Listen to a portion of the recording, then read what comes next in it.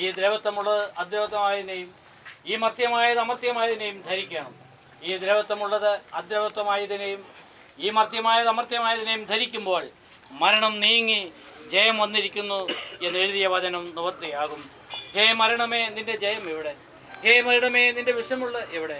മരണത്തിന് വിഷമുള്ള പാപം, പാപത്തിന്റെ ശക്തിയോ ന്യായപ്രമാണം.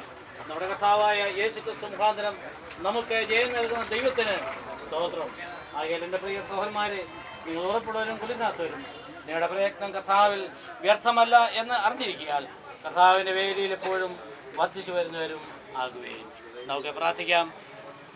ഞങ്ങളെ ദിവാത്സല്യമായി സ്നേഹിക്കുന്ന ഞങ്ങളുടെ സ്വർഗീയ പിതാവേ, ഞങ്ങൾ അങ്ങയെ സ്തുതിക്കുന്നു, സ്തോത്രം ചെയ്യുന്നു. ഈ സമയം വരെ കർത്താവെ ഈ ശുശ്രൂഷയുള്ള ബന്ധത്തിൽ കർത്താവ് ധാരാളമായിട്ടുള്ള കൃപ തന്ന് ഞങ്ങളെ സഹായിച്ചോർത്ത് ഞങ്ങൾ അങ്ങയെ സ്തുതിക്കുന്നു. അല്പം പ്രതികൂലമായ സാഹചര്യമൊക്കെ ഉണ്ടായിരുന്നു എന്ന് വരുന്നതിനെയും വരേണ്ടുന്നവർക്കെല്ലാം ക്ഷേമത്തോടെ വരുവാൻ നക്കണം കർത്താവ് സഹായിച്ചു.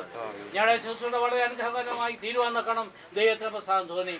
ഞങ്ങളുടെ പ്രത്യാശ പുതുക്കുന്ന അനേക ഗാനങ്ങൾ പാടി സന്തോഷിപ്പാൻ, അതുമാത്രമല്ല കർത്താവ് അവിടുത്തെ മാറ്റമില്ലാത്ത സ്വർഗത്തിൽ എന്നേക്കും സ്ഥിരമായിരിക്കുന്ന ദൈവത്തിന് വചനം കേൾക്കുവാൻ നക്കണം ഒക്കെ ഇടവന്നതിനായി ഞങ്ങൾ അങ്ങേ സ്തുതിക്കുന്നു.